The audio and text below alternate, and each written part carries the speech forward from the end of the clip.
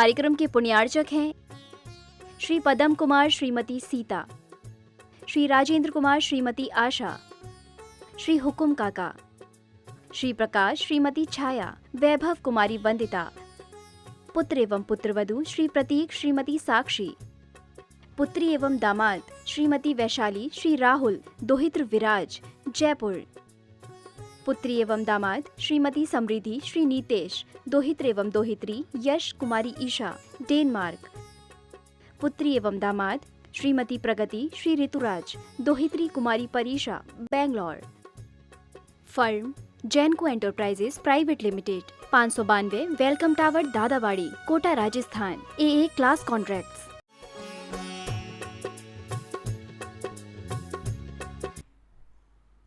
नमो सिद्धाणं नमो आयर्याणं नमो वज्रायाणं नमो लोये सवसाहुणं।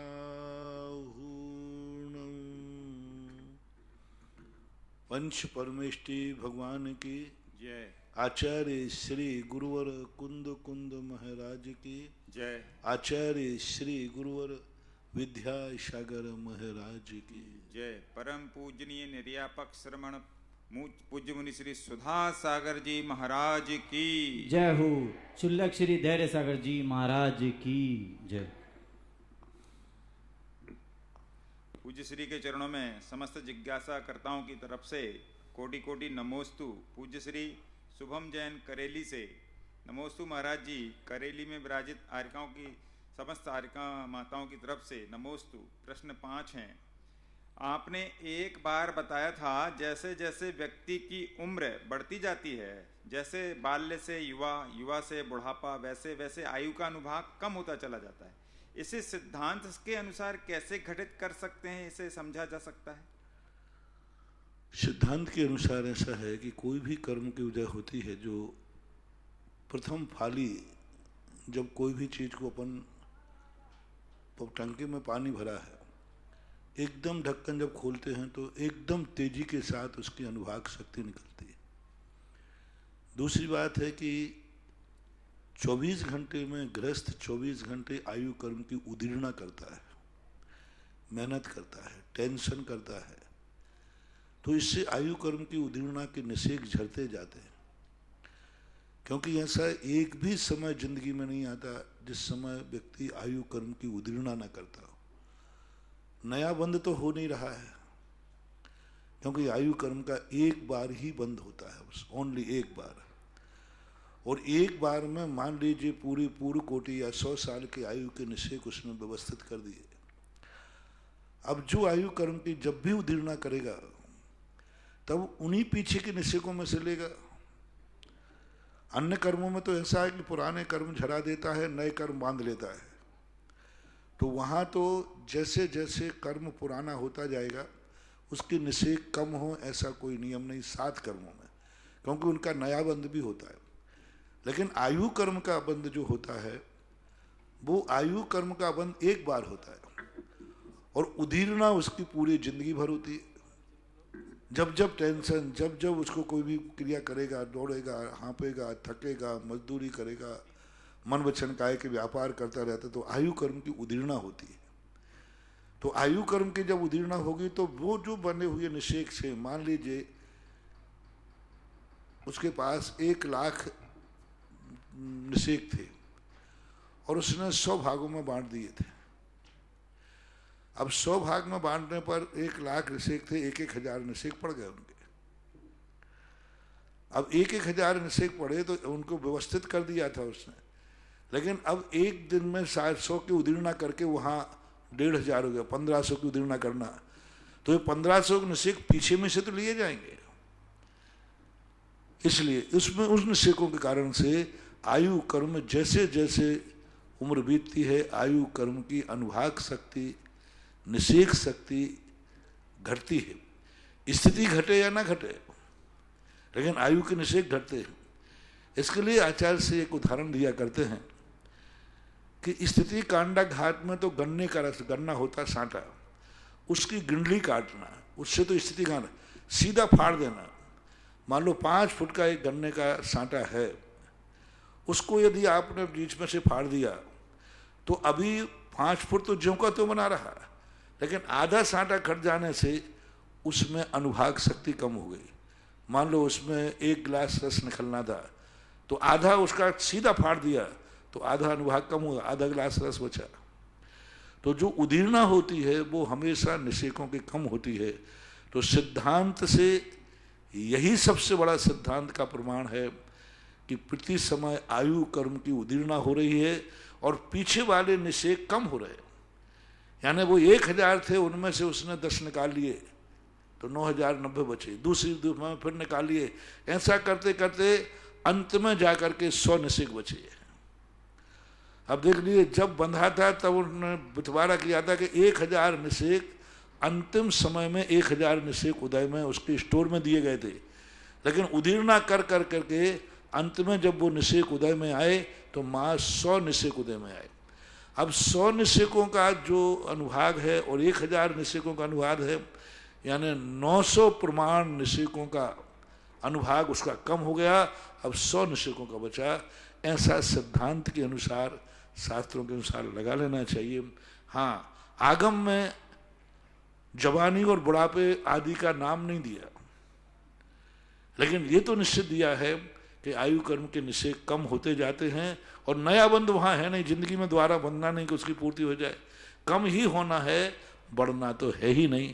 यही सैद्धांतिक विश्लेषण है। निषेक, दूसरा प्रश्न है, निषेक क्षयोपशम और प्रकृति क्षयोपशम किसे कहते हैं? निषेक क्षयोपशम जो होता है यह कुछ प्रकृतियों में होता है, जैसे दर्शन मोहिनी में, सम्यक प्रकृतियों में निषेकों का क्षयोपशम होता है। ज्ञानावर्णी, दर्शनावर्णी, अंतराय, इनमें निषेकों का क्षयोपशम होता है। क्षयोपशम 2-3 प्रकार का है, एक तो निषेकों का और एक प्रकृति का। तो ज्ञानावर्णी, दर्शनावर्णी और अंतराय में हमेशा निषेकों का क्षयोपशम होता है। निषेक जो हैं, जो सर्वघाती निषेक हैं, वो अनुदय में होते हैं, सद्वात और उपशम होता है, और उन सर्वघातियों को फिर प्रकृति अपने आप उनके क्षयोपशम भाव के कारण से देशघाती बना करके भेजती है। तो ये निषेक का। और दर्शन मोहिनी में और चारित्र मोहिनी में प्रकृति क्षयोपशम होता है। जैसे दर्शन मोहिनी है तो दर्शन मोहिनी में निषेक का क्षयोपशम नहीं है, प्रकृति का है। सम्यक प्रकृति का उदय आएगा पूरे के पूरे, और मिथ्यात और सम्यक प्रकृति का अनुदय होगा, सद्वस्था रूप उपशम होगा, और मिथ्यात और जो सम्यक मिथ्यात हैं उसके निषेक सम्यक प्रकृति रूप में जाएंगे। दूसरी प्रकृति है संजुलन कषाय। संजुलन कषाय में जब व्यक्ति को संजुलन कषाय का उदय आता है मुनि राजों का, तो अनंतानुबंधी प्रत्याख्यान और अप्रत्याख्यान पूरी की पूरी प्रकृति सम्यक रूप परिवर्तन होना स्तूप संक्रमण से जाती है, और संजुलन कषाय के कारण से क्षयोपशम भाव बनते हैं। यानी दर्शन मोहिनी का और चारित्र मोहिनी का क्षयोपशम प्रकृति देशघाती प्रकृति के उदय से बनता है।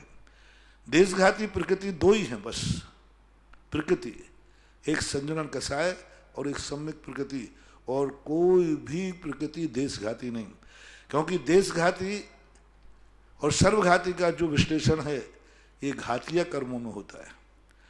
अघातीय कर्मों में देशघाती और सर्वघाती रूप परिणति नहीं होती, वहाँ अनुभाग शक्ति पड़ती है चारों, लेकिन देशघाती प्रकृति का जो रूप है ये मात मोहिनी कर्म में ही लगाना चाहिए, वो भी सम्यक प्रकृति और संजुलन की अपेक्षा। और घातीय कर्मों में क्षयोपशम, क्योंकि घातिया में ही क्षयोपशम होता है। तो ज्ञानावर्णी, दर्शनावर्णी और अंतराय में प्रकृति कोई भी देशघाती नहीं है, निषेक देशघाती है, ऐसा मानना चाहिए। तीसरा प्रश्न है, एक बार आचार्य श्री जी ने बताया था तीर्थंकरों का प्रमाद समितिकृत नहीं होता, गुप्तीकृत होता है। इसे कैसे समझा जाए? समितिकृत प्रमाद उनसे इसलिए नहीं होता क्योंकि वो प्रतिक्रमण आदि करते ही नहीं, क्योंकि उनसे ना तो कभी ईरिया समिति की चूक होती है, क्योंकि उनको रिद्धियाँ इतनी प्राप्त हैं कि कभी ईरिया समिति से विराधना होगी ही नहीं। और वे जागरूक मन रहते हैं। भाषा समिति से उनको होता नहीं क्योंकि मौन रहते हैं। आदान निक्षेपण समिति जो है उनके कोई वस्तु उठाते रखते नहीं, पीछे कमंडल नहीं होता, साथ कोई चीज को उठाते धरते नहीं। शरीर को उठाते रखते हैं तो उन शरीर से उनकी विराधना होती नहीं है क्योंकि रिद्धियां उनको प्राप्त हैं। अब रही बात एक ऐषणा समिति, तो ऐषणा समिति में वो भी इतने सावधान और जागरूक रहते हैं कि उनको कभी इस प्रकार के दोष आदि उनकी चूक कभी हो नहीं सकती।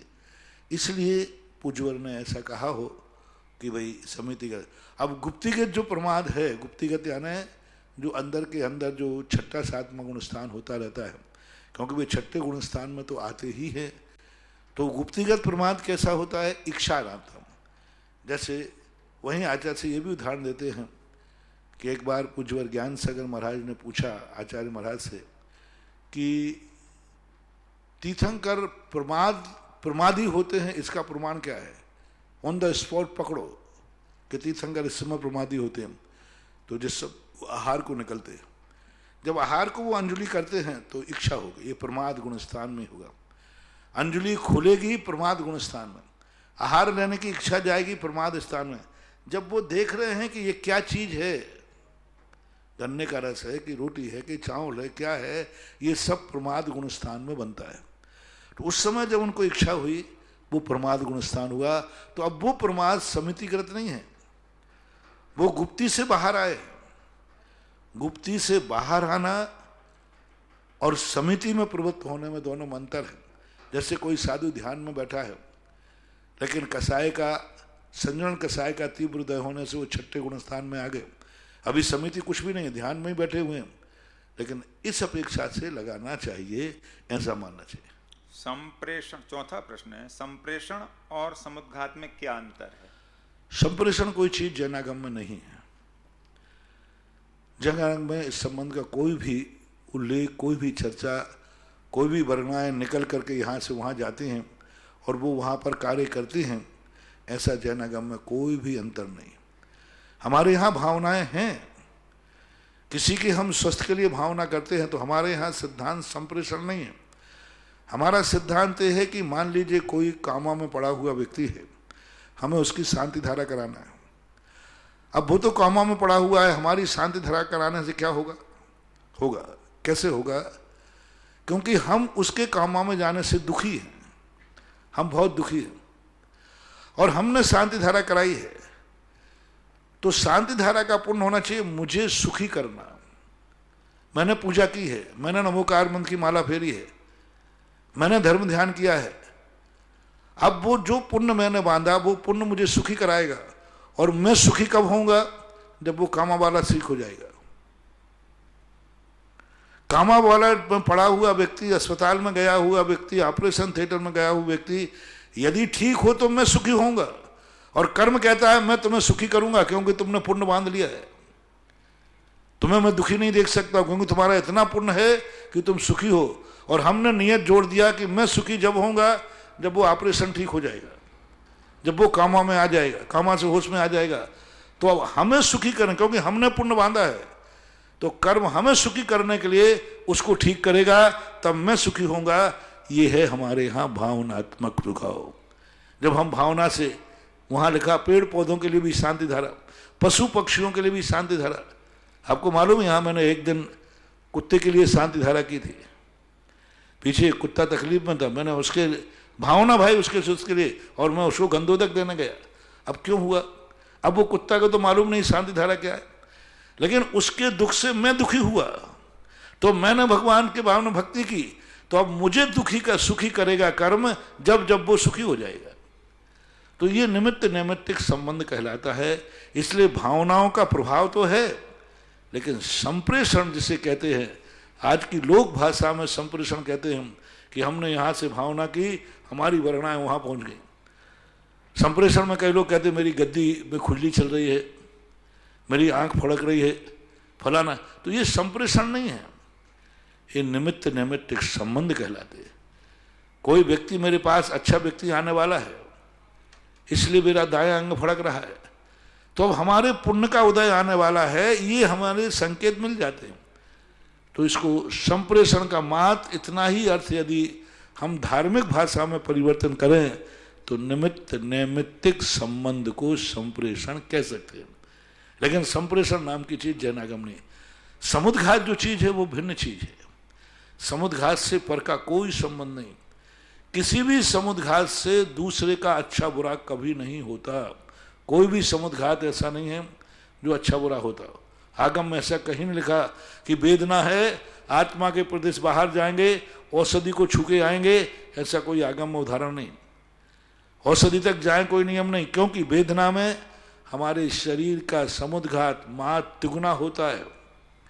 जितने अपने शरीर की हाइट है, लंबाई चौड़ाई है, इससे तिगुने आत्मा के प्रदेश पर उत्कृष्ट रूप से, और दवाई यहाँ से 100 कदम पर रखी हुई है।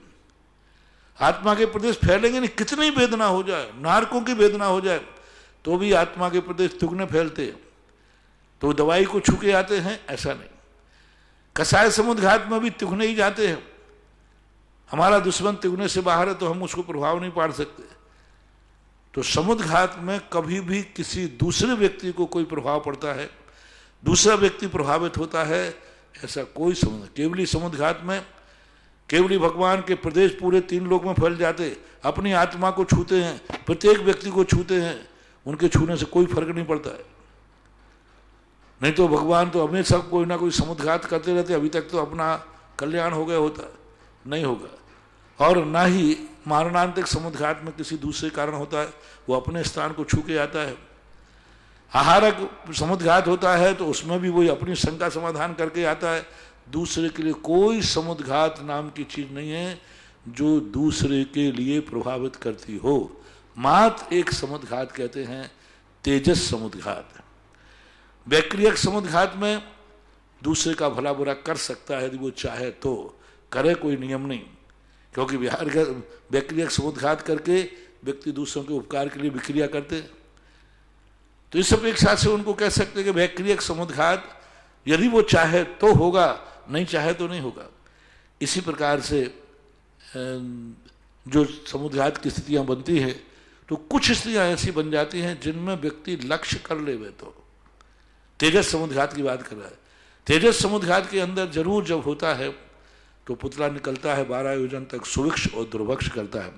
तो तेजस और वैक्रियक समुद्घात को छोड़ करके कोई समुद्घात, इनको हम संप्रेषण के अंतर्गत, फिर भी समुद्घात को संप्रेषण में तो ले ही नहीं सकते। 5वां प्रश्न है, वायुकायिक जीवों की उत्कृष्ट आयु 3000 वर्ष की बताई है। यह आयु कहाँ और कैसे घटित होती है? ऐसा क्षेत्र का कोई उल्लेख, ऐसा उल्लेख नहीं किया। जल का है, वायु का है, अग्नि का है और पृथ्वी का है, इनके संबंध में कोई उल्लेख नहीं किया गया कि ये क्षेत्र कहाँ है। 2 इंद्रियों के बाद तो उल्लेख है कि सबसे बड़ी उत्कृष्ट अवधारणा कहाँ पाई जाती है, सबसे उत्कृष्ट अवधारणा, लेकिन इन 1 इंद्रियों में कोई अवधारणा के उल्लेख नहीं मिलता। मात्र वनस्पति काय में कुछ ऐसे कमल आदियों के संबंध में मिलते हैं कि 1000 योजन का कमल होता है, ऐसा होता है। तो कुछ कमलों के संबंध में वनस्पति काय में कुछ मिलता है। बाकी और 4 स्थावरों में उत्कृष्ट अवधारणा तो बताई गई है, लेकिन उत्कृष्ट अवधारणा कहाँ है, किस रूप में है, कुछ नहीं कह सकते। क्योंकि आयु तो बताई नहीं कहीं। आयु तो है, आयु तो बताई नहीं कहीं, ऐसी उत्कृष्ट कहाँ कैसे घटित होगी? क्षेत्र के अनुसार नहीं बताई, क्योंकि इनको क्षेत्र से कोई मतलब नहीं।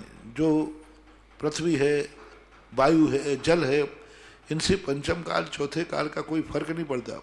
यहाँ पंचम काल में भी किसी पाषाण में, पहाड़ों में पृथ्वी की 22,000 वर्ष की आयु हो सकती है, क्या फर्क पड़ना उससे। कोई पहाड़ में पत्थर पड़ा है, उसकी उत्कृष्ट आयु है वो, क्योंकि 1 इंद्रियों पर पंचम काल, छठे काल का आदि कोई विशेष प्रभाव नहीं पड़ता उम्र का, ऐसा मानना चाहिए। ब्रह्मचारिणी बहन रिद्धि जबलपुर से, नमोस्तु महाराज जी, उपवास करने से शरीर तो स्वस्थ रहता है, पर क्या उपवास से क्षुधा रोग भी कम होता है? हो सकता है, क्योंकि क्षुधा कुछ आदत के अनुसार भी होती है।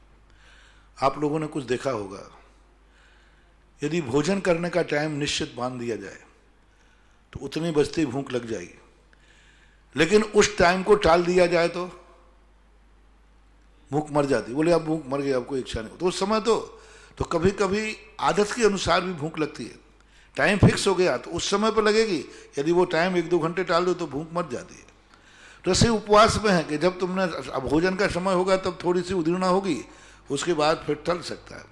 दूसरा, पित्त आदि बढ़ जाने से, गर्मी आदि बढ़ जाने से भी क्षुधा पित्त के रूप में परिणत हो जाती है, तो हो सकता है।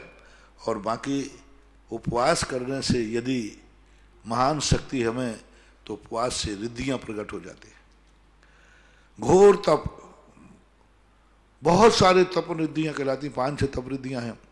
वे रिद्धियां प्राप्त होती हैं व्यक्ति साधु को क्षुधा रोग पर इतना अंतर पड़ता है कि वो जीवन भर में नहीं खाते हैं तो उनको कोई शरीर में फर्क नहीं पड़ता है। तो इनसे जब बहुत उग्र तप हो, आज पंचम काल में वो नहीं है, तो वैसे क्षुधा की समाप्ति भी हो सकती है, कर्मों का क्षय तो होता ही है। ऋषभ जैन अंकुर कॉलोनी से सागर, नमोस्तु गुरुवर। सर्वार सिद्धि में पूज्यपाद स्वामी ने 6वें अध्याय के सूत्र क्रमांक 24 की टीका करते समय, जिसमें 16 कारण भावनाओं का वर्णन किया है, टीका में त्याग भावना की व्याख्या करते समय त्याग को दान कहा और दान में 3 दान के नाम लिखे गए, आहार दान, अभय दान, ज्ञान दान। इसमें औषधि दान को क्यों नहीं लिया, समझाने की कृपा करें। पहली बात तो त्याग को 2 रूपों में प्राय बहुत सारे आचार 10 धर्मों में भी जो अपन पूजा करते हैं आप लोग, तो त्याग के स्थान पर दान का ही वर्णन मिलता है। तो त्याग के 2 रूप हैं, एक तो सर्वथा त्याग होता है और एक दान रूप त्याग होता है। जो जब वस्तु को व्यक्ति हे मान लेता है तो उसका त्याग होता है, जब वस्तु को उपकारी मानता है तो दान होता है। साधु जब दुनिया के धन दौलत सब कुछ छोड़ता है तो हे मान के छोड़ता है, वो ये मान के छोड़ता है परिवार, ये मकान, ये जायदाद सब हे है, हमारे किसी काम के नहीं, तो वो त्याग कर देता है। लेकिन गृहस्थ उनको हे नहीं मानता, धन दौलत परिवार को उपकारी मानता है। धन उपकारी है, मकान उपकारी है, भोजन उपकारी है, तो उनको उपकारी। जब व्यक्ति धन दौलत के आदि के लिए उपकारी मानता है तो वो दान देता है, जब हे मानता है तो त्याग करता है। लेकिन दोनों को त्याग का अंश किस लिए कहा कि दोनों में अपना ममत्व को छोड़ देता है। दान देने वाला भी ऐसा त्याग देगा, अब मुझे इससे कोई मतलब नहीं है, त्याग के समान। भले दान दिया है, त्याग किसे कहते हैं? मूर्छा का त्याग करना। त्याग किसे कहते हैं? ममत्व का त्याग करना। आज के बाद ये वस्तु मेरी नहीं, उसका नाम त्याग है। तो जैन दर्शन के अनुसार दान में भी यही भाव है कि मैंने ये वस्तु दान दे दी, अब इस पर मेरा कोई स्वामित्व नहीं है, इसलिए दान को त्याग में रहते हैं। रही बात दान के 3 भागों में 16 कारण भावना का प्रसंग है, तो औषधि को इसलिए नहीं किया कि 16 कारण भावना में वैयावृत्ति अलग से दी है, और वैयावृत्ति के अंदर औषधि दान का ही वैयावृत्ति, क्योंकि जहां आचार्यों ने वैयावृत्ति को 10 धर्मों में वैयावृत्ति नहीं आई, इसलिए वहां त्याग में 4 दान दे दिए, दान 4 प्रकार का। लेकिन वहां जो भावना है वहां त्याग भावना अलग है और वैयावृत्ति भावना अलग है। तो औषधि जो है वैयावृत्ति भावना में जाने से यहां पर गौण कर दिया गया। संध्या जैन, मदर टेरेसा नगर, जबलपुर। नमोस्तु गुरुवार। भरत चक्रवर्ती एवं बाहुबली जी ने किनसे दीक्षा ली थी? तीर्थंकर के तो कोई गुरु होते नहीं, तो क्या चक्रवर्ती भी किसी से दीक्षा नहीं लेते, स्वयं दीक्षित होते हैं? उल्लेख नहीं मिला कहाँ इन्होंने दीक्षा ली। समोषण में दीक्षा नहीं हुई एक तो पक्का है, बाहुबली ने दीक्षा समोषण में नहीं ली ये पक्का है, क्योंकि बाहुबली ने दीक्षा ली थी तो समोषण में जाके नहीं ली। और भरत चक्रवर्ती ने दीक्षा ली जब भगवान को निर्माण हो चुका था, जब भगवान दुनिया में थे तब भगवान भरत चक्रवर्ती ने दीक्षा नहीं, उनके निर्माण के बाद भरत चक्रवर्ती ने दीक्षा ली। इसलिए यह उल्लेख नहीं मिलता है इनके गुरुओं का कि उन्होंने गुरु, क्योंकि चौथे काल में स्वयं दीक्षा लेने में कोई बाधा नहीं थी, क्योंकि वो अपने आप में इतने सक्षम रहते थे कि उन्हें गुरु की जरूरत ही नहीं पड़ती थी। और दूसरा इन्हीं का प्रश्न है, आपने एक बार बताया था कि धर्म चक्र जो आगे चलता है उसमें 24 आर्य होते हैं, लेकिन किसी से सुना कि धर्म चक्र में 1000 आरे होते हैं। गुरुदेव किसको सही माने? 1000 आरे भी हो सकते हैं, ऐसा कथन तो है कि 1000 आरे वाले भी, लेकिन इसका संबंध ज़्यादातर सुदर्शन चक्र से है। 1000 आरे वाले का संबंध जो चक्रवर्ती का सुदर्शन चक्र होता है, उस चक्र के संबंध में 1000 आरे का तो उल्लेख है कि जिसके सहस्त्र आरे थे।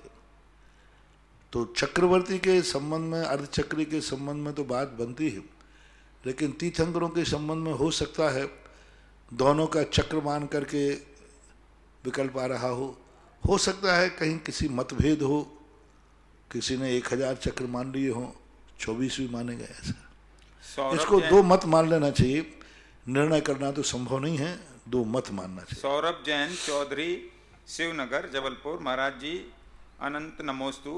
महाराज जी आप कहते हैं कि स्वाध्याय खुद से ग्रंथ खरीद कर करना चाहिए।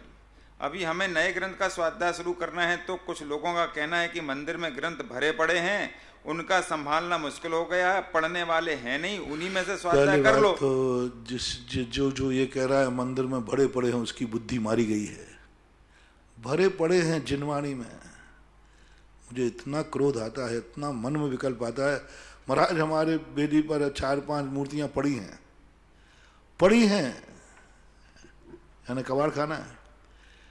शास्त्र भरे पड़े हैं, ये शब्द मत बोलो, एक कबाड़े का प्रतीक है। तुम्हारी बुद्धि भी कबाड़ा निकल गया, तुम्हारी बुद्धि विराजमान है, कोई बात नहीं। जहां ऐसी स्थितियां हैं वहां मंदिर से करी तो मंदिर में पैसा डाल दो, खत्म। क्या देखो तुम लोग बनिया ऐसे हो, दुनिया की बातों में तो गलियां निकाल लेते हो, लोग दोनों की बातें हो जाएंगी। तुम नया शास्त्र ला रहे हो, मंदिर में बहुत सारे विराजमान हैं, इनका उपयोग कौन करेगा? तो तुम्हारा भी काम हो जाएगा और मंदिर के साथ भी काम आ जाएंगे। जितने में शास्त्र आ रहा है, जिस शास्त्र को मंदिर का पढ़ो उतने पैसा मंदिर में डाल देना, तो तुम्हारा दोष नहीं लगेगा। तुम्हारा शास्त्र होगा, खरीदा हुआ माना जाएगा वो। लेकिन फिर घर मत ले जाना, वहीं रख देना। इनका प्रश्न ये है कि तो उसमें नहीं आए, कोई नहीं। आप जो पैसा खरीदना चाहते हैं उतना पैसा मंदिर में डाल दीजिए। यदि मंदिर से कोई साथ घर ले जा रहे हो तो उसका मूल्य बराबर पैसा मंदिर में जरूर देना चाहिए, और नहीं देते हो तो फिर जरूर निर्माल का दोष आता है। और मंदिर में बैठ के पढ़ते हो तो पढ़ने के लिए ही रखे गए हैं, कोई बाधा नहीं। आगरा से जिनवाणी चैनल के चेयरमैन श्री नीरज जैन पूछते हैं, नमोस्तु महाराज जी।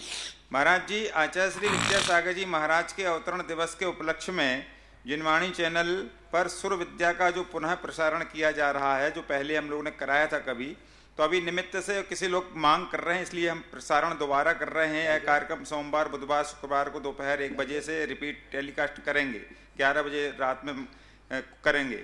तो ये कार्यक्रम के लिए हम आपका आशीर्वाद चाहते हैं। जो सुर विद्या एक संगीत का कार्यक्रम कराया था जिनवाणी चैनल में, आप लोग करें, तो इसमें कोई दोस्त तो नहीं है? मुझे इस संबंध ज्यादा ज्ञान है। भजन है, भजन आचार्य श्री के ऊपर। हाँ तो खूब गाओ ना, दिन भर गाओ, 24 घंटे गाओ, 12 मासी गाओ, कोई बात नहीं। आशीर्वाद मांगा। अब नाम तो बदल के बोलो तो भजन कहो, तो मैं तो कहता हूँ 24 घंटे गाओ ना। सुर विद्या। हाँ, सुरती जैन कोतमा से, नमोस्तु महाराज जी। मंदिर जी में चमड़े की वस्तु का निषेध होता है, परंतु आयोजनों में देखा जाता है कि ढोलक, तबला आदि का प्रयोग किया जाता है। हालांकि बहुत से मंदिरों में प्लास्टिक की ढोलक का प्रयोग होने लगा, परंतु हर वाद्य का दूसरा विकल्प नहीं होता। भाई कहीं कहीं तो तुम लोग इतने हो जाते हो, कुछ पूछो मत। अरे पहनने के जूते या चप्पल अलग हैं, बेल्ट अलग हैं, और ढोलक आदि जो हैं इनकी एक तो पहली बात, इनका नृत्य मंडप होता है। 2 मंडप होते हैं, 2 मंडपों, मंदिर के एक ही मंडप नहीं होता, मंदिर के 2 मंडप होते हैं।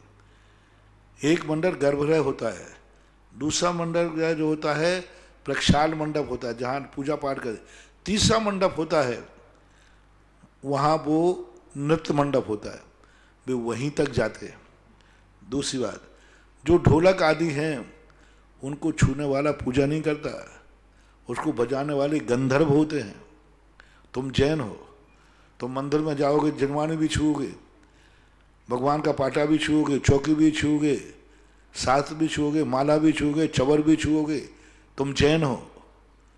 और जो बनाने वाला वो गंधर्व है, वो तो बेचारा एक कोने में आके बैठा है, और एक कोने में बैठ करके और तू बजा करके और वहीं के वहीं चला जाए। ना उसने जिनवानी छुई, ना साथ छुआ, किसी को नहीं छुआ।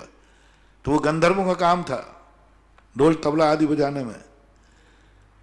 तो इसलिए अलग अलग भूमिका से, तुम जैन हो, तुम मंदिर आए हो, तुम मंदिर की कोई वस्तु, गंधोदक का पात्र भी छुओगे, गंधोदक भी लोगे, मंदिर की चटाई पे बैठोगे, तो तुम्हारे लिए ज्यादा वर्जित है। वो गंधर्वों का काम है, गंधर्व लोगों के लिए। उसका क्योंकि अनादिकाल से वाद्य बजते आए हैं, तो हम उसके ऊपर कोई टीका टिप्पणी नहीं कर सकते।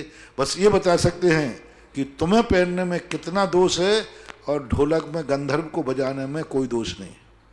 तुम्हें दोष ही दोष है, क्योंकि तुम मंदिर में आए हो, भगवान के दर्शन करने आए हो। वो दर्शन करने नहीं आया है, वो भगवान का भगत नहीं है, वो मनोरंजन करने आया है। उसका लक्ष्य दूसरा है, वो भगवान को मानता भी नहीं है, वो तो आजीविका के लिए आया है, आजीविका के लिए आया है, और उसका तो उद्देश्य ही दूसरा है। तुम तो भगवान की भक्ति करने आए, दर्शन करने आए, और तुम तो मंदिर की सब चीजों को छुओगे। तुम तो गर्भालय में जाओगे, वो तो गर्भालय में थोड़ी जा रहा है तुम्हारे पास। तो ऐसी सारी चीजों पर विस्तार से विचार करना चाहिए। योगेश कुमार नोएडा जैन से आया है। तीन लोक के जीवों के महान उपकारी मुनि पुंगव, आपके उपकार को कोटि कोटि बंदन। नमोस्तु महाराज। हे मुनिश्री, यदि किसी व्यक्ति का प्रतिकूल परिस्थितियों में धर्म की क्रिया में मन कम लगता हो और अनुकूल परिस्थितियों में धर्म की क्रिया में उसका ज्यादा मन लगता हो, तो ऐसा क्यों होता है और इसका क्या फल होगा? अनुकूल परिस्थितियों का आप परिभाषा बोलिए। अनुकूल परिस्थिति का अर्थ है जब तुम्हें मालूम हो कि आज खूब माल मिलना है, आज इस पूजा में बहुत है। तो अनुकूल का अर्थ क्या? पुण्य के उदय में। जब हमारे पास खूब पुण्य का उदय हो तो व्यापार, अनुकूल परिस्थिति में बता रहा हूं, जब व्यापार खूब चल रहा हो, जम के धन खूब आ रहा हो, घर में बारात आई हो, रिश्तेदार मिले हो, सब तरफ से पवारा हो, तब मंदिर में मन लगता है। इसको बोलते हैं अनुकूल परिस्थिति। खूब पुण्य का उदय, व्यापार में इतने ग्राहकों की लाइन लगी है, जम के बैठे, तो भी तुम्हारा पूजा में मन लगता है, फिर भी मंदिर में मन लगता है, फिर भी अभिषेक करने में मन लगता है। यदि ऐसा होता है, बहुत अच्छे, तुम्हारा साथी से पुण्य है। ऐसे व्यक्ति आसन्न भव होते हैं, जिनके दुकान में व्यापार इतना चल रहा है कि लाइन लगी है, सब तरफ से पवारा है, चक्रवर्ती है, राजा है, उसके बावजूद भी कहता नहीं, मेरे मंदिर अभिषेक का समय है, और मंदिर में मन लगा के काम करता है, दुकान को याद नहीं करता। बहुत अच्छा बात है। अब तुम्हें अनुकूलता का अर्थ क्या? जिस मंदिर में इच्छा पूर्ति होती हो वो अनुकूलता। ये पूजा से बहुत हमारे संकट दूर हो जाएंगे, इस पूजा से हमारी दुकान चलने लग जाएगी, इस मंत्र की माला फिर, इस अनुकूलता को आप लोग अनुकूलता मान रहे हो। अनुकूलता की डेफिनेशन क्या है? तो ऐसा मानना चाहिए। पहले आप परिभाषा दीजिए, अनुकूलता आप किसे मानते हैं और प्रतिकूलता किसे मानते हैं। क्योंकि मैंने कह दिया ऐसी अनुकूलता है तो बहुत अच्छा है, ऐसा माना। परम पूज्य संत शिरोमणि आचार्य गुरुदेव विद्यासागर जी महाराज के परम आज्ञा निवृत्ति शिष्य निर्यापक श्रवण मुनि पुंगव श्री सुधासागर जी महाराज के चरणों में जिनवाणी व सुधा कलश के दर्शकों द्वारा बारंबार नमोस्तु नमोस्तु नमोस्तु। यहाँ तपोदय तीज क्षेत्र पर असीमकालीन पार्श्वनाथ भक्तामर विधान चल रहा है, उसमें कुछ नाम आए हैं। श्री अशोक जी, उषा जैन, आदिश निशु भव्य के टेम्पल डे के शुभ अवसर पर। दूसरा विधान है श्री विकास कुमार ताराचंद, नौरती देवी, सुनीता योग्या जैन मंगल परिवार, अंबापुरा टोंक। तीसरा विधान है श्री मोहनलाल जी, अमित, इंदिरा, रिचा, अरियन जी, शिवानी, सूर्या जैन, टिम्बर मार्केट कोटा से। महाराज श्री दर्शन जैन सूरत से नमोस्तु करते हैं। महाराज जी, मेरा प्रश्न है कि नियम और त्याग में क्या अंतर है? अभी सब अपने आप में पर्यायवाची शब्द है। नियम का अर्थ क्या होता है? अभी मान लो नियम दो प्रकार का, विधियात्मक और निषेधात्मक। हमने भगवान की पूजा करने का नियम लिया, अब इसमें त्याग नहीं है, पूजा करने का नियम लिया। हमने मिथ्यात्व का त्याग किया, हमने आलू प्याज का भक्ष का त्याग किया। तो नियम विधि रूप भी होता है और निषेध रूप भी होता है, लेकिन त्याग निषेध रूप ही होता है, विधि रूप नहीं होता। प्रगति जैन इंदौर से, नमोस्तु महाराज श्री। घर में भक्तामृत जी का अखंड पाठ करने की क्या विधि है? अखंड पाठ पूर्ण होने पर मंडल जी बनाकर विधान भी करना होगा? घर के संबंध में मुझे मालूम नहीं, मैं इस बात का कदापि समर्थन नहीं करता।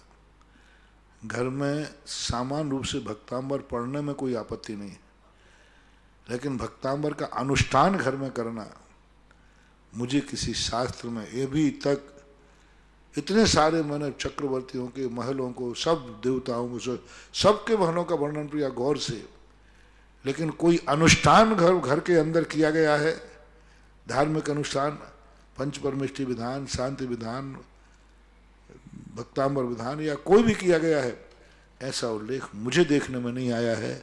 इसलिए घर के अनुष्ठान के संबंध में मैं कुछ भी नहीं बोलूंगा। भक्तामृत पाठ का तो पाठ कर सकते, पाठ सामान, अनुष्ठान रूप नहीं, मारना रूप नहीं, मारना मार करके सब करके दीपक करके नहीं, सामान पाठ करते हो तो करो। श्री प्रकाश बाजे, कोल्हापुर महाराष्ट्र में। महाराज श्री, हमारे महाराष्ट्र में दक्षिण में भूमि पूजन नाम का त्यौहार होता है। इसमें किसान भूमि का पूजन करके उसके प्रति कृतज्ञता प्रकट करता है। गुरुदेव, हमें किस प्रकार भूमि के प्रति कृतज्ञता प्रकट? जैन आगम में जिस ढंग से पूजा की जाती है वो आपके अंदर मिथ्यात्व, लोक मूर्ता के अंतर्गत है। एक देवी का रूप मान करके, एक उसको एक प्राण प्रतिष्ठित मान करके और उसकी आराधना की जाती है। नियम से लोक मूर्ता के अंदर आएगा, मिथ्यात्व के अंदर आएगा। जैन दर्शन में पंच स्थावरों की पूजा नहीं है। पंच स्थावरों से पूजा तो है, लेकिन पंच स्थावरों की पूजा नहीं है। पंच स्थावर है, इनके अशुभ काम कर्म का उदय है, इनके पाप कर्म का उदय है। अब पूजा का अर्थ यही है कि उस स्थान को गंदा नहीं करना। प्रशंसा, पूजा अनेक अर्थ में आता है, प्रशंसावाची भी आता है। जैसे कहा ईशान स्थान कोण में हमेशा पवित्र रखो, स्वच्छ रखो, पूज्य स्थान है वो। तो भूमि के साथ दुरुपयोग नहीं करना, उसमें गंदी चीजें नहीं उगाना, नशीली चीजें नहीं उगाना, अच्छी चीजें उगाना, यही हमारे यहाँ भूमि पूजन है। किसी का खेत है, हम इसमें अफीम नहीं उगाएंगे, हम इसमें तंबाकू नहीं उगाएंगे, हम इसमें अभक्ष चीजें नहीं उगाएंगे, हम बैगन नहीं उगाएंगे, हम आलू प्याज की खेती नहीं करेंगे, हम लहसुन को नहीं बोएंगे। जो हमारे जैन दर्शन में अभक्ष कहे हैं, उन चीजों को उस खेत में उत्पन्न नहीं करना ही भूमि पूजन है। सबसे बड़ी भूमि पूजन है ये, क्योंकि हम भूमि में कोई ऐसी गंदी चीज नहीं उगाएंगे। बाकी उसकी पूजन करना ये जैन आगम में नहीं है, लोक मूढ़ता के अंतर्गत आएगा, जो नहीं करना चाहिए सभी के लिए। पंडित विक्रम जैन शास्त्री, नमोस्तु महाराज जी। महाराज जी, सुदर्शन मेरु के अलावा अन्य 4 मेरु की नींव कितनी मानी जाए? 1000 योजन ही सबका प्रमाण दिया। ऊपर कम है, नीचे तो सबके 1000 योजन है, ऊपर 84,000 का जो, हाँ 50,000, 84,000, 85 या 84 जो भी है। तो ऊपर की अपेक्षा से ऊपर कम की गई है, नीचे मेरु की जड़ तो सबकी बराबर है। सुभाष जैन बांदा से, नमोस्तु महाराज श्री। ज्योतिषी अक्सर बच्चे के मूल में जन्म होने का जिक्र करते हैं, तो मेरी जिज्ञासा है कि मूल क्या होता है? एक जैन ज्योतिषी में इसकी मान्यता है क्या? नहीं है, मैंने पहले ही बता चुका हूँ, ऐसी कोई मान्यता नहीं है। बस आप तो यही देख लो, भगवान की पूजा पाठ करो, और जिन भगवानों का जन्म मूला नक्षत्र में हुआ है बहुत सारे भगवान का मूल, उन भगवान की पूजा पाठ करो, सब ठीक हो जाएगा। वैशाली जैन बंड नागपुर से, महाराज श्री नमोस्तु। मेरी जिज्ञासा है कि स्वर्गों में देव भगवान का अभिषेक करते हैं, मतलब गुरुदेव वहाँ पर पानी होता है, तो क्या गुरुदेव स्वर्गों में बारिश होती है? वहाँ पर नदियाँ, झरने, तालाब, समुद्र भी होते हैं, वहाँ पर बाग बगीचे, फल देने वाले वृक्ष भी होते हैं, वहाँ फलों का स्वाद कैसा होता होगा? प्रत्येक वनस्पति मध्यलोक में ही होती है। बादर जलकाय जिसे कहते हैं वो भी मध्यलोक में ही होते हैं। लेकिन वर्णन पूज्यवर यतिवृषभाचार्य महाराज ने त्रिलोक वर्णति में स्पष्ट उल्लेख किया, कुछ विमान जल के आश्रित है, कुछ विमान वायु के आश्रित है। तो जल के आश्रित विमान है तो वो ये जल ऐसा नहीं मानना जैसा अपना समुद्र का जल है। वहाँ जो जलकाय जीव होते हैं सामान्य रूप से इतने होते हैं, वो जल का रूप धारण नहीं करे। वहाँ कोई नदी नाले तालाब नहीं है, लेकिन वहाँ पर जो सौंदर्य होता है वो प्रत्येक वनस्पति में बाग बगीचे का वर्णन है, लेकिन वो बाग बगीचा वनस्पति काय नहीं होता, वो वहाँ की नेचुरल व्यवस्था है, अकृत्रिम रूप से पृथ्वी काय होते हैं। क्योंकि वनस्पति काय प्रत्येक वनस्पति मात्र मध्यलोक में ही है। वैसे वनस्पति काय तीनों लोक में है निगोदिया की अपेक्षा, लेकिन प्रत्येक वनस्पति जिसे अपन पेड़ पौधे कहते हैं ये मात्र मध्यलोक में ही होता है, वहाँ पर इस प्रकार की परिणति नहीं होती। जल के संबंध में अनेक प्रकार के विकल्प हैं। क्षीर सागर से भी जल ला सकते हैं, उनको तो क्या क्षण मात्र में क्षीर सागर से जल आ जाता है, ले आते हो। तो ऐसे विश्व की सबसे मनोज्ञ अलौकिक अतिशयकारी आदिनाथ भगवान के समक्ष असीमकालीन आदिनाथ भक्तामर में एक नाम आया है। श्री रिखब चंद जी पापड़ीवाल की स्मृति में श्रीमती प्रेमबाई, महेंद्र जी, अशोक जी, अनिल, शैलेश, रौनक, अंशुल जी पापड़ीवाल, कापरेन वाले कोटा। अगली जिज्ञासा कहाँ के लिए? अब मनोग तो बोल दिया, नाम तो बोले नहीं। चंद्रोदय हाँ, कहाँ बोला? आदिनाथ भगवान तो ये बोला ना मनोग आदिनाथ भगवान के लिए आया। चंद्रोदय तीर्थ नया नाम है, चांदखेड़ी साथ बोलो। चंद्रोदय तीर्थ क्षेत्र चांदखेड़ी झालरा पाटन जिला में, क्योंकि चांदखेड़ी के नाम से प्रसिद्ध है चंद्रोदय चांदखेड़ी। अगली जिज्ञासा ऑडियो के। परम पूज्य निर्यापक श्रवण के चरणों में हम सबका कोटिसह नमन। मुनि श्री आचार्य पूज्य पर स्वामी महाराज जी कह रहे हैं कि अभ्यंतर निर्वृत्ति, तो निर्वृत्त उपकरणे द्रव्येंद्रियम की व्याख्या करते हुए उन्होंने कहा कि उत्सेद घनांगुल के असंख्यात विभाग प्रमाण और प्रतिनियत चक्षु आदि इंद्रियों के आकार रूप से अवस्थित शुद्ध आत्म प्रदेश की रचना को अभ्यंतर निर्वृत्ति कहते हैं। अब प्रश्न उठता है कि क्षयोपशम तो पूरे आत्मा के प्रदेशों में रहता है और प्रदेश मध्य के 8 प्रदेशों को छोड़ करके सब चल प्रदेश होते हैं, तो क्या ये चल प्रदेशों के साथ में भी ये उच्चेद घनांगुल के असंख्यात भाग प्रमाण में ये अभ्यंतर निर्वृत्ति बनी रहती है क्या? क्या कोई और कोई विशेषता है? अभ्यंतर निवृत्ति के 2 रूप दिए। एक अभ्यंतर निवृत्ति आत्मा के प्रदेशों के क्षयोपशम तो सर्वांगीण है, लेकिन आत्मा के प्रदेशों को आकार लेना, उस आकार को द्रव्य इंद्रिय कहा है। आकार को यानी आकार, जैसे अपना आत्मा का जो आकार है मनुष्य प्रमाण, ये द्रव्य आकार है, आत्मा का कोई आकार नहीं होता। तो वो जो घनांगुल के असंख्यात में प्रमाण, जैसे मान लो चक्षु इंद्रिय है तो मसूर की दाल के समान होता है, तो वो मसूर के दाल के आकार का आत्मा के प्रदेशों को आकार धारण करना, वो आकार है अभ्यंतर द्रव्य इंद्रिय। और उसी आकार में पुद्गलों के निषेकों का रचना होना, वो पुद्गलिक अभ्यंतर निर्मिति है। तो वहां पर क्षयोपशम से मतलब नहीं है कि उतने ही प्रदेशों में क्षयोपशम है, ऐसा नहीं। वहां पर वो आत्मा के प्रदेश आकार धारण करते हैं, और वो आत्मा के प्रदेशों ने जो आकार धारण किया, उस आकार को अभ्यंतर द्रव्यवृत्ति कहा, ना कि आत्मा के प्रदेशों को, ना कि क्षयोपशम को। मात्र एक आकृति के लिए अभ्यंतर निर्वृत्ति, आकृति की रचना हुई है। आत्मा के प्रदेश तो सदा से थे। अभ्यंतर निर्वृत्ति, निर्वृत्ति का रचना, तो आत्मा के प्रदेश तो त्रिकाल थे, विग्रह गति में थे, लेकिन वहां उन्होंने रचना की। निर्वृत्ति यानी आत्मा के प्रदेशों ने अपने आकार को रचा, तो इस कारण से जानना चाहिए। अगली जिज्ञासा ऑडियो के माध्यम से। महाराज श्री के चरणों में पूरे जमोरिया परिवार की ओर से नमस्तु। महाराज श्री ने साधना जमोरिया नसराबाद से। महाराज श्री, जब भरत चक्रवर्ती ने 16 स्वप्न का फल भगवान से पूछा, तो भगवान ने कहा स्वप्न 2 प्रकार के माने गए हैं, एक स्वस्थ अवस्था में, दूसरे अस्वस्थ अवस्था में। स्वस्थ अवस्था में दिखने वाले स्वप्न सत्य होते हैं, और अस्वस्थ अवस्था में दिखने वाले स्वप्न असत्य होते हैं। इससे क्या तात्पर्य है? महाराज श्री कृपा जिज्ञासा का समाधान कीजिए। वातज, पित्तज, वायु विकार आदि, भय आदि के माध्यम से भी कई बार आत्मा स्वप्न देखती है। ये विकृत स्वप्न कहलाते हैं, फलदायी नहीं होते। कोई बीमार व्यक्ति है और डर के उठ बैठा, उससे कोई मतलब नहीं। कोई बीमार व्यक्ति है पहाड़ से गिरता देख रहा है, कोई बात नहीं। जो स्वस्थ व्यक्ति होते, बिल्कुल एकदम स्वस्थ चित्त होकर के सो रहा है, उसके बाद जो स्वप्न आते हैं उन स्वप्नों में भी अच्छे बुरे होते, उन स्वप्नों में भी मिथ्या फल होते।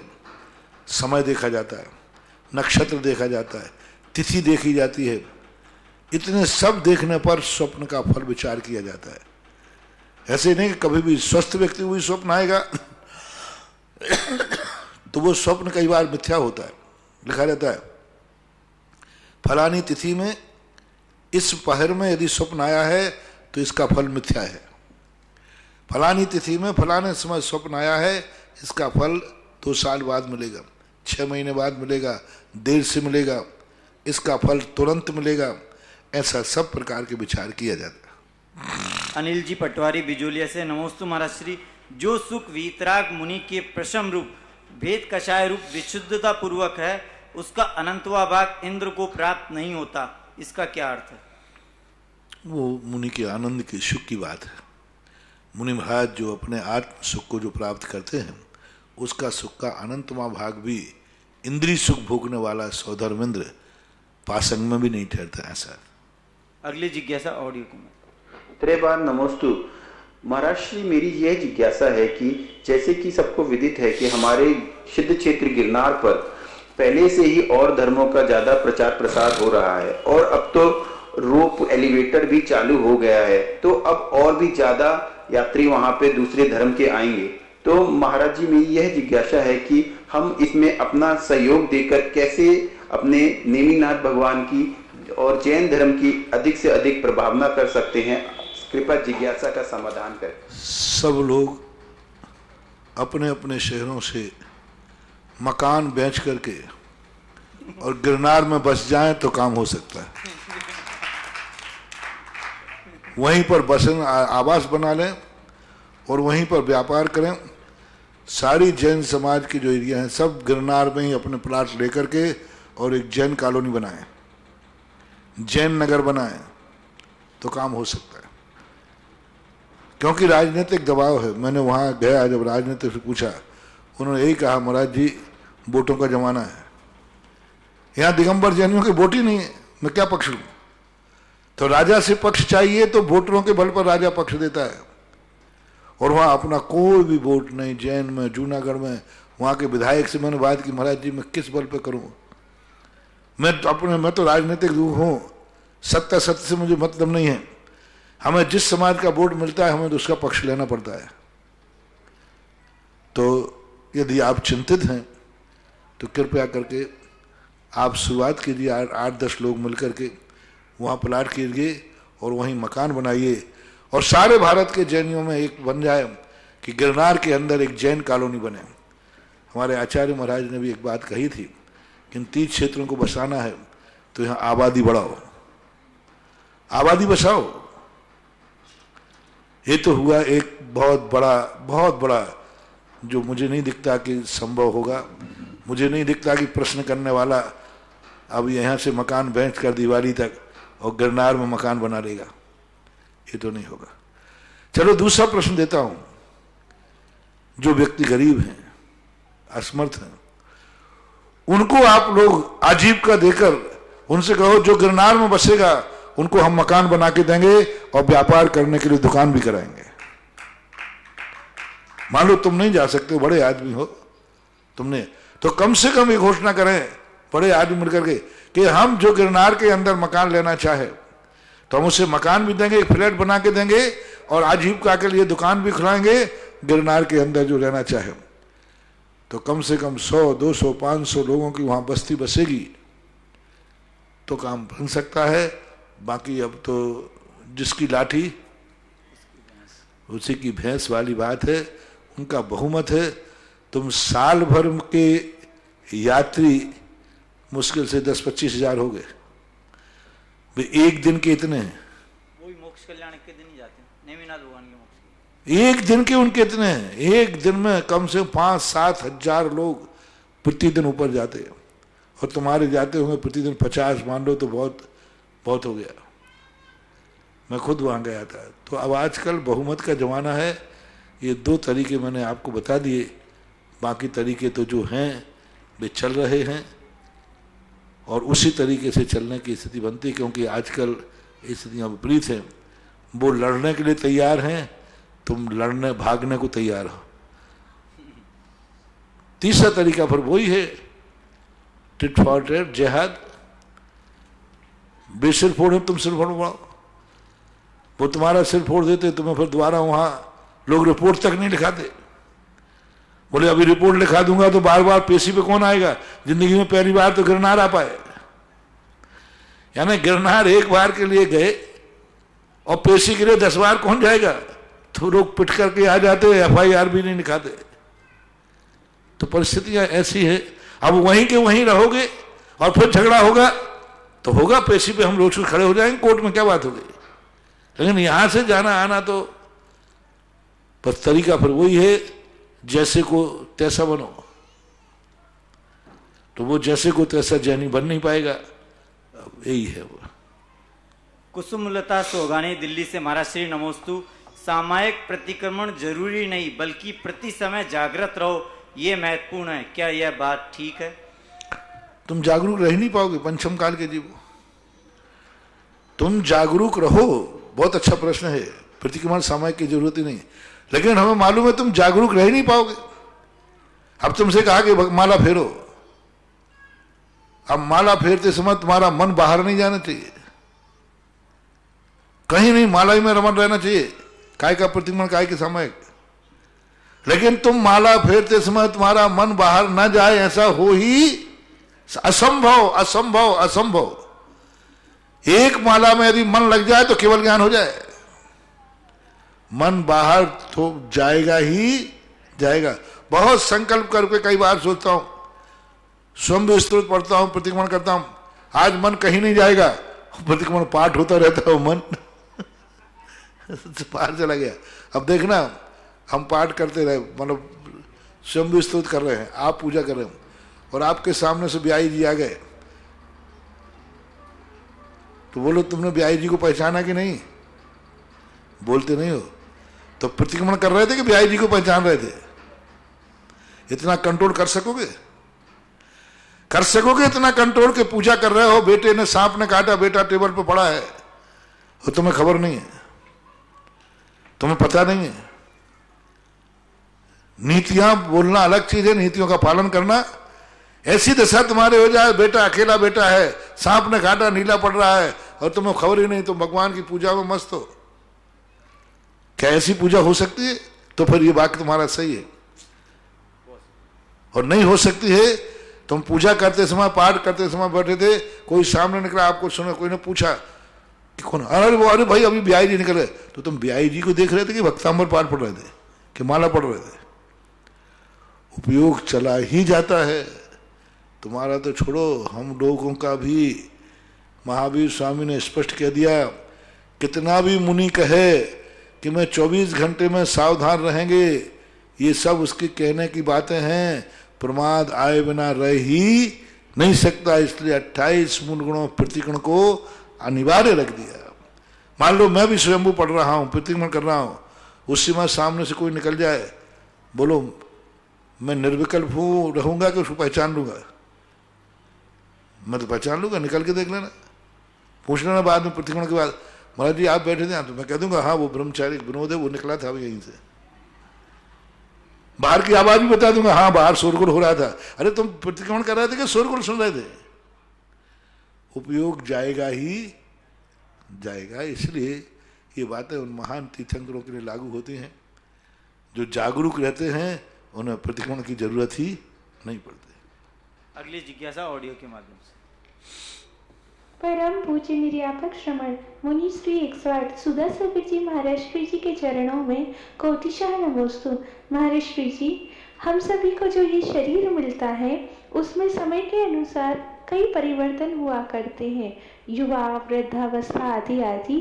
पूज्य श्री जी, हमारी जिज्ञासा ये है कि शरीर में जो ये विभिन्न प्रकार के परिवर्तन आते हैं, उसकी वजह क्या है? नाम कर्म, आयु कर्म या काल द्रव्य? कृपया जिज्ञासा का समाधान कीजिए। साथ ही 9 कर्म स्थिति क्या होती है ये भी समझा दीजिए। नमोस्तु महाराज जी। शरीर के अंदर जो भी परिवर्तन आ रहा है वो सब नाम कर्म के कारण आता है।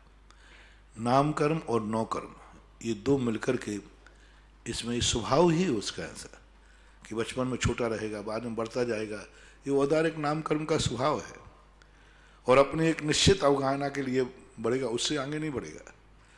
तो ये नाम कर्म के कारण से शरीर नाम कर्म है, बंधन नाम कर्म है, पर्याप्तियां हैं, नाम कर्म का बहुत बड़ा परिवार है। नाम कर्म ही मात्र इस शरीर के अंदर नाना प्रकार के परिणमन दिखाता रहता है। अब यही नाम देखो, धूप में बैठ जाओगे, कुंवार के मन काला पड़ जाएगा, धूप चली जाएगी तो गोरा आ जाता है। तो अब ये कर्म क्या है? ये कर्म है, वर्ण नाम कर्म के है। उदीर्णा हो गई कृष्ण वर्ण की, उदीर्णा हो गई, क्योंकि धूप तेज पड़ गई तो धूप से उसके कृष्ण वर्ण की, नील वर्ण की उदीर्णा हो जाती है, ऐसा माना जाए।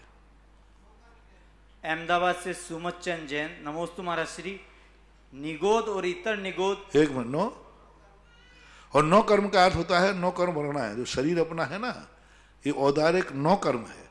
औदारिक शरीर नाम कर्म के उदय से जो शरीर के लिए हम बाहर से मटेरियल इकट्ठा करते हैं उसको 9 कर्म बोलते हैं। ये 9 कर्म भी अपने आप में समय के अनुसार, औदारिक नाम कर्म के उदय के अनुसार ये भी घटता और बढ़ता रहता है। नित्य निगोद और इतर निगोद के निवास स्थान क्या भिन्न भिन्न है तथा 608 जीव निगोद से कहाँ से निकलते हैं? नित्य निगोद के संबंध में ऐसा कहा जाता है कि एक राजू प्रमाण 3 लोक के नीचे, 7 मिनट के नीचे कलंकला पृथ्वी में रहते हैं। इतर निगोद वाले पूरे 3 लोक में ठसाठस भरे हुए हैं, ऐसा। अगली जिज्ञासा ऑडियो सुनो। नमोस्तु नमोस्तु नमोस्तु गुरुवर में रितु जैन, नोएडा से। गुरुदेव, आपने कल के प्रवचनों में बताया था कि आंखें भी हमारी बेरी होती है, जिसकी वजह से हम जो देखना चाहते हैं कई बार वो नहीं देख पाते हैं। ये चीज़ कई बार हमारे साथ प्रत्यक्ष में भी होता है। हम मंदिर में भगवान को देखना चाहते हैं, लेकिन कई बार मंदिर में भगवान के सामने भी मन भटक जाता है। इसी तरह आपने बताया था कि हमारा मन हमारा मीत है या नहीं, और अगर नहीं है तो उसे अपना मीत बनाओ। गुरुदेव, मेरी जिज्ञासा है कि मन को मीत कैसे बनाएं? कृपया जिज्ञासा का समाधान करें। समय दो। एक बच्चा है, बच्चा कितना नटखट होता है। वो सांप को पकड़ता है, गंदगी को खाता है, रेलिंग के पास गिरने को जाता है, उल्टे उल्टे स्थान पे जाता है। उस बच्चे को कैसे बचा पाते? तो बच्चा जा रहा है वहां पर गंदगी को पकड़ने के लिए, अग्नि को पकड़ने, सांप को पकड़ने के लिए। बच्चा गंदगी खा रहा है, बच्चा रेलिंग की तरफ जा रहा है। आप बच्चे को कैसे बचा पाते हैं कि वो गंदगी ना खा पाए?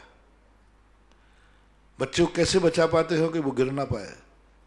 समय देते हो, निगरानी रखते हो। वो तो जाता है, मन तो जाएगा, उसको निगरानी रखो, उसको समय दो, उसको ताड़ित भी करो, उसको पुचकारो भी, उसको पकड़ के रखो। कैसे पकड़ो मन को? संकल्प करके, क्यों वहाँ जा रहा है? मैंने नियम ले लिया है 1 घंटे में बाहर नहीं जाऊंगा। बच्चे का बच्चा कहा मैं बाहर जाऊंगा, मैंने कमरे में बंद कर दिया तुझे, अब वो बाहर नहीं जाएगा। तो मन को मीत बनाने के, वही तो मेरा अभी प्रसंग चल रहा है। अभी कल के प्रवचनों में मैंने कहा था कि आप किसको कितना समय दे रहे हैं, आप अपने मन को संभालने के लिए कितना समय देते हैं, कितना संस्कार देते हैं, कितना समझाते, और बच्चे को फिर समझाते हो, छी बेटा ऐसा नहीं करना, गंदी आदत है। कितना बच्चे को समझाते हो, नहीं समझता थप्पड़ भी मारते हो, लोभ भी देते हो, खिलौना भी दे देते हो। बच्चा वहाँ जाएगा और मुझे काम करना है, तो अब बच्चों को कैसे बहलाएं? कैसे खिलौना दे देते हो कि भाई इस खिलौने को पकड़ो। अब वो खिलौने में अटक जाएगा, पालने में सो जाएगा, हट जाएगा। ऐसे ही अब मन को खिलौना दे दो। अब क्या करूं, मन तो बाहर जा रहा है, नहीं, मन से कह दो भक्तांबर पाठ कर, भगवान की पूजन कर, माला फेर, 5 माला फेरना है, ये खिलौने हैं, ये दे दो उसको। अशुभ से बने, एक दिन कहा था शुभ उपयोग हमारे आत्मा का स्वभाव नहीं है, अशुभ से बचाने के लिए शुभ उपयोग रखा गया। मूल मेरा स्वभाव तो क्या है, शुद्ध उपयोग, फिर शुभ उपयोग बीच में क्यों आया? यदि शुभ उपयोग नहीं होता तो हम कहाँ गिरते, अशुभ में पड़ते। तो जनवाणी माँ कहती है शुभ उपयोग खिलौना है, शुभ क्रियाएं एक खिलौना है, पूजा पाठ माला जाप ये सब हमारे मन को रोकने के लिए हैं। ये हमारा स्वभाव नहीं है, स्वभाव तो निर्विकल्प है, विकल्प नहीं है। लेकिन ये शुभ और अशुभ जो विकल्प किए गए हैं मन को रोकने के लिए, इसलिए आप अपने मन को मीत बनाने के लिए उसको समझाइए, उसको खिलौना दीजिए, उसको दूसरे में रमाइए। वो अशुभ की तरफ जा रहा है, तुम शुभ में रमा दो। वो चाय पीने जा रहा है, तुम दूध में रमा दो। वो चाय पीने जा रहा है, मन के चाय पीऊंगा, तुम दूध की ऐसी महिमा गाओ कि वो गट गट करके दूध पी जाए। ये देखो, पिएगा तो सही, वो कहता हम पियोगे तो सही, पर चाय के स्थान पे वो काली पिला दो। चाय के उसका सिर दर्द मिटना चाहिए सिर दर्द मिटना चाहिए। अब वो तुम्हारी महिमा है कि चाय वाला अपना विज्ञापन करता है, चाय पीने से फ्रेश हो जाता है, चाय पीने से होता है, तुम दूध का विज्ञापन करो।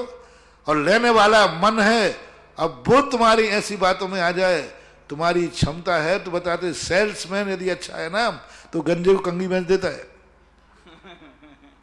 यदि तुम्हारी सेल्समैन अच्छा है तो शराब पीने वाले को भी दूध पिला सकते हो तुम, ये तुम्हारी क्षमता चाहिए। शराब पीने वाले को दूध पिला सकते हो, खिलाई है। मांस खाने वाले को दीवान जी ने जलेबी खिला दी, अभी कला है। मांस खाने वाले को जलेबी खिला दी, दूध पिला दिया खून पीने वाले को। ऐसा शेर को भी मीत बना लिया। शेर का भी मीत होता है क्या? तुम्हारा मन शेर से गया बीता तो नहीं है। इसको मीत बनाने के लिए बहुत, अभी मैंने पूरा भी इस पर प्रवचन हुआ नहीं है, वो दूसरी तरफ प्रसंग चला गया अभी, अब कब लौटेगा तब देखूंगा। महावीर भगवान की जय। निर्यापक क्षमाण मुनि पुंग श्री सुधासागर जी महाराज की जय। इस कार्यक्रम के पुण्यार्चक थे श्री पदम कुमार श्रीमती सीता, श्री राजेंद्र कुमार श्रीमती आशा, श्री हुकुम काका, श्री प्रकाश श्रीमती छाया, वैभव कुमारी वंदिता, पुत्र एवं पुत्रवधू श्री प्रतीक श्रीमती साक्षी, पुत्री एवं दामाद श्रीमती वैशाली, श्री राहुल, दोहित्र विराज जयपुर, पुत्री एवं दामाद श्रीमती समृद्धि, श्री नीतेश, दोहित्र एवं दोहित्री यश कुमारी ईशा डेनमार्क, पुत्री एवं दामाद श्रीमती प्रगति, श्री ऋतुराज, दोहित्री Kumari Parisha Bangalore. Firm Jainco enterprises private limited, 592 welcome tower Dadawadi, Kota Rajasthan. AA class contracts.